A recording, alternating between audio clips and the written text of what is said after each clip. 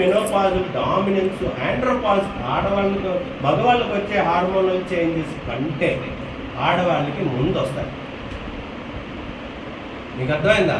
So ఆడవాళ్ళకి ముందు వచ్చేటప్పుడు వాళ్ళకి హార్మోనల్ చేంజెస్ వచ్చేటప్పుడు వాళ్ళకి ఎందుకు ఇవన్నీ వస్తున్నాయో వాళ్ళకి తెలియదు. సో ఇప్పుడు మనం నెక్స్ట్ మాట్లాడుకోవాల్సింది ఏంటంటే అసలు లేడీస్కి జెంట్స్కి తేడా ఎక్కడ వచ్చింది అంటే ఫస్ట్ వాళ్ళకి నెలసరి వచ్చిన దగ్గర నుంచి వచ్చింది. అప్పుడు మనం సంఘంలో ఏం చేస్తున్నాం నెలసర్ల గురించి? అందరూ పిల్లలు ప్రశ్నిస్తున్నారు.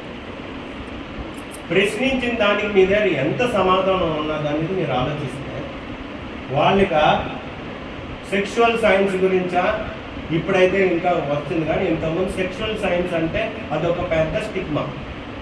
సో పెద్ద పిల్లలు ఎందుకు అవుతావో వాళ్ళకి తెలియదు, ఏంటి తెలియదు. దాన్ని మనం ఏం చేసాం, జాగ్రత్తగా దాన్ని మబ్బి పెట్టినట్టు చేసేసి నీకెందుకు ఇది ఇంతే, నీకెందుకు ఇది ఇంతే, అది అంతే, ఇలా చెయ్యి అని చెప్పి మీ మీ అమ్మమ్మ ఏం చెప్పిందో మీ నాన్న అదే చేసేసి ఇదే ఆచారం అని చెప్పి ఆచారంగా చేసేసి అది సైన్స్ కాదు. ఎప్పుడైతే అది ఆచారం కింద మార్చేసామో అదంతా పెద్దవాళ్ళ దగ్గర చిన్నవాళ్ళకి చిన్నవాళ్ళు ఒక్కొక్క క్యాస్ట్లోని, ఒక్కొక్క రిలీజియన్లోని, ఒక్కొక్క దీంట్లోని డిఫరెంట్గా అయిపోయి ఇప్పుడు ఉన్న పిల్లలందరూ కన్ఫ్యూజ్ అయిపోయి.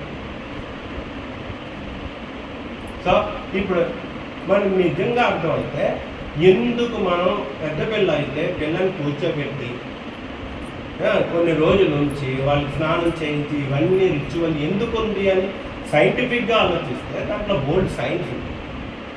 కానీ మనం అది చెప్పడానికి ఇష్టపడ అది మనకు తెలియని ఇది ఇంతే అంటే పిల్లలు ఇప్పుడు ఒప్పుకోరు. వాళ్ళు తిరగబట్టి ఇది చెయ్యను అంటున్నారు. దానికి ఎలాగ సమాధానం?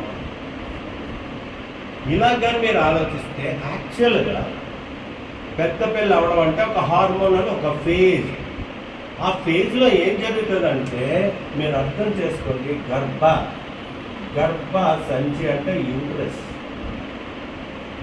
ఈ షేప్లో ఉంటారు. దీంట్లో ఒక స్పేస్ ఉంది ఇక్కడ. ఈ స్పేస్ మెచ్యూర్ అయినప్పటి నుంచి బ్లీడింగ్ స్టార్ట్ అవుతుంది. బ్లీడింగ్ స్టార్ట్ అయిందంటే ఈ స్పేస్ అప్పుడే యాక్టివ్ అయిందని అర్థం. ఈ స్పేస్లో ఏం జరుగుతుంది అంటే సృష్టి జరుగుతుంది. ఇది మర్చిపోతుంది. ఆడవాళ్ళకి సృష్టించే కెపాసిటీ మీకు ఒక్కసారి బ్లీడ్ స్టార్ట్ అయితే వస్తుంది. కాబట్టి మిమ్మల్ని దేవత కింద కూర్చోబెట్టి మీకు అన్ని రిచువల్స్ చేసి మీకు క్రియేటివ్ పవర్ వచ్చిందన్న ఉద్దేశంతో ఆవిడని దేవత కింద చూసే పద్ధతి మనకి ప్రీవియస్గా ఇది అర్థం చేసుకోండి. కూర్చోబెట్టి అందరూ వచ్చి ఫంక్షన్ చేసి పసుపు రాసి ఏదో ఒక్కొక్కరు